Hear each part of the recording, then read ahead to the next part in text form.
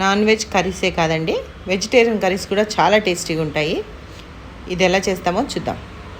Pan పెట్టి ప్యాన్లో oil వేసుకొని ఆవాలు వేసుకొని, ఆవాలు కొంచెం చిటపటలాడిన తర్వాత ఉల్లిపాయలు వేసుకొని, దాంట్లో పసుపు అలానే కొంచెం మెంతి పౌడర్ వేసుకొని, అల్లం వెల్లిగడ్డ కూడా వేసుకొని అది బాగా వేగిన తర్వాత టమాటాస్ వేసుకోవాలి. ఫస్ట్ టమాటాస్ కొంచెం మగ్గినాయి అనుకున్నప్పుడు దాంట్లో ఉప్పు అలానే కారం వేసుకోవాలి.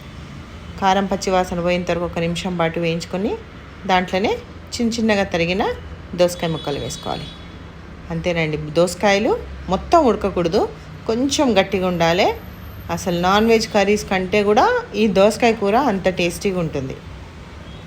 ఇలా వేసుకొని మొత్తం మగ్గిన తర్వాత కొంచెం క్రంచీగా ఉండాలి. మొత్తం మగ్గడం అంటే కొత్తిమీర వేసుకొని తీసుకొని వేడివేడి అన్నంతో తింటే ఉంటుంది కదా, నాన్ వెజ్ కర్రీస్ కంటే సూపర్.